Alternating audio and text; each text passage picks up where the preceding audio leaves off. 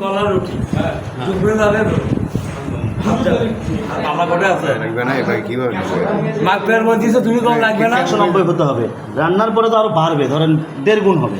এটাই তো 190 হবে। পুরোটা দেন, ওই প্লেটটা দেন। না ওটা না, 40 গ্রাম 60 গ্রাম পার হবে। ওই 60 গ্রাম পার হবে না। বড় এই সুট কলা আছে না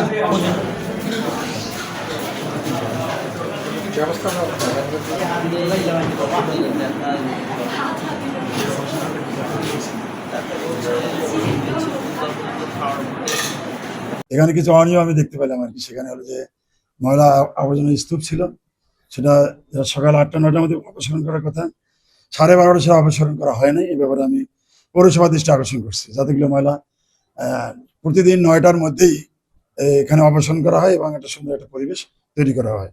এরপর আমি পরিদর্শন করলাম যেটা জরুরি বিভাগ, হ্যাঁ আউটডোর, সেখানে রুগীরা ওখানে সেবা পাচ্ছে এবং ঔষধ যেখানে দেওয়া হয় ঔষধ আইটেমগুলো আমি পরিদর্শন করলাম। সেখানে ঔষধ যেখান থেকে ওষুধের সাপ্লাই দেওয়ার কথা এটা ঠিক মতো সাপ্লাই দেওয়ার চেষ্টা করা হচ্ছে।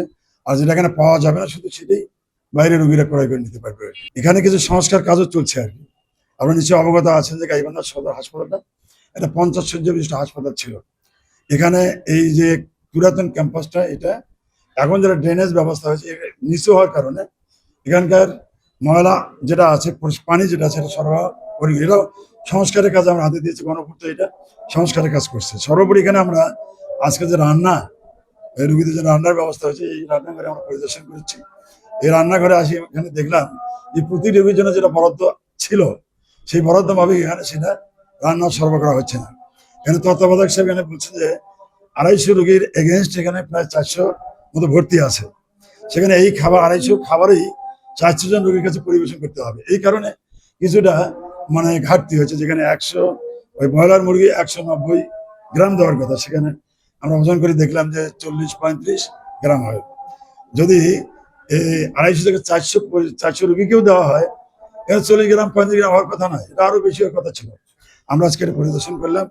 এটা খুবই একটা দুঃখজনক। এটা রুগীর জন্য বরাদ্দ, সরকার বরাদ্দ দিতে থাকে। সরকারের জন্য বাজেট আছে, সকালে নাস্তা কি হবে, দুপুরের মেনুটা কি হবে, মানে রাতে ডিনার কি হবে, দুপুরের এখানে খাবারটা কি কি হবে, সবজি কতটুকু হবে, ডাল কতটুকু হবে, গোস্ত বা মাছ কতটুকু থাকবে, এটা প্রতিদিনের একটা খাদ্য তো বরাদ্দ থাকে।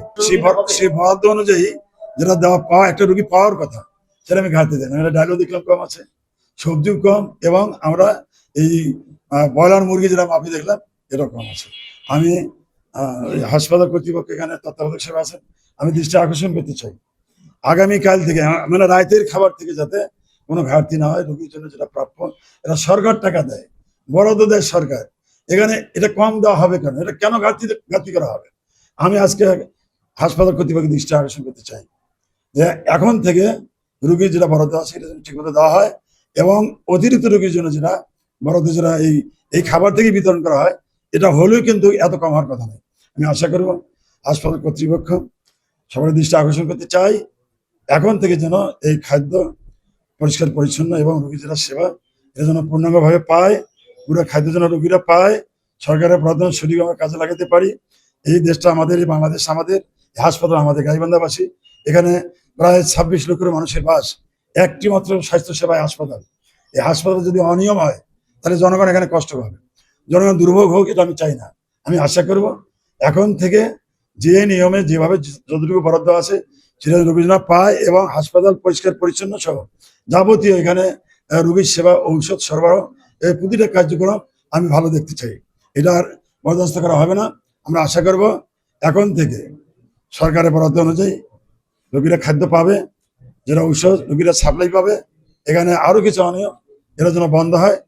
যে এখানে এই যিনি খাদ্য সাপ্লাই দেন, ইনি কন্ট্রাক্ট পেয়েছেন রোগীদের খাদ্য সাপ্লাই দেওয়ার জন্য, তিনি সহ এবং হাসপাতাল তত্ত্বাবধায়ক যিনি আছেন, যারা রান্নার সঙ্গে জড়িত, আমি এটা মানে খোঁজ খবর রাখবো, মানে কেন এমনটি হচ্ছে, কেন এই অনিয়মটা হচ্ছে। চুরি বলা চলে, এটা অনিয়ম বলা চলে। এই অনিয়মগুলো এটা বরদাস্ত করা হবে না।